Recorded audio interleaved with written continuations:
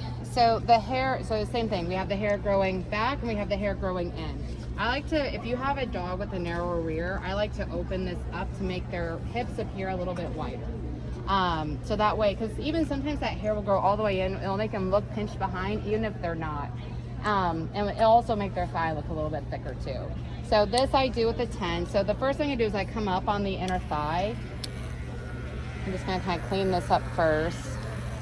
And if they're a boy, protect them. And we're gonna kind of come up, same thing. He's not the hairiest, so, and then I'll kind of come through and widen this line here on the side, if you guys can see. But so see how it just kind of opens it up a little bit.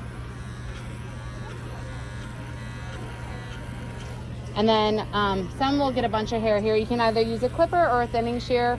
I like to just go on a longer blade, like a 7, and just go down the back side, just to clean out these little wispy hairs here. Just go down along with the leg. On the tan, if you don't clipper it often, I would use a 7 versus a 10, just because you can get a little bit of color change back here. Okay. And for the back of the tail, so same thing with the grain of the hair. Just come up here, trim this out.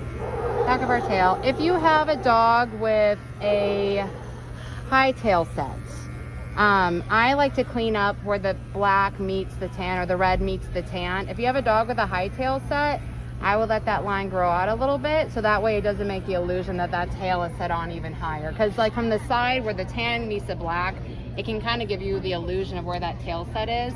If you have a dog with a low tail set, I groom that tan up, or I try to clipper that out even more to try to make that tail set look a little bit higher.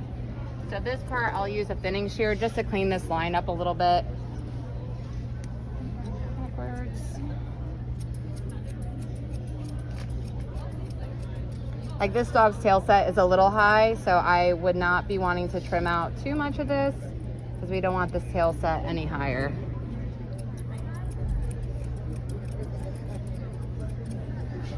Trim down.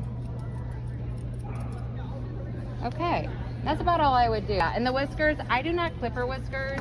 I like to do with a scissor because sometimes when you clipper them or use the shavers, it can lighten that hair there and make them look a little snipier. So I like that tan point to be nice and dark.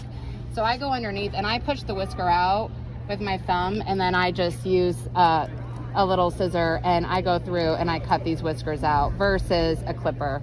And then I feel like they last a little bit longer too.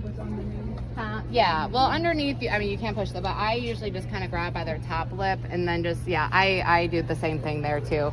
And sometimes when I've noticed when you do the clipper, they get those little ingrown hairs that turn into little pimples. So that's why I also like using the scissors on their chin.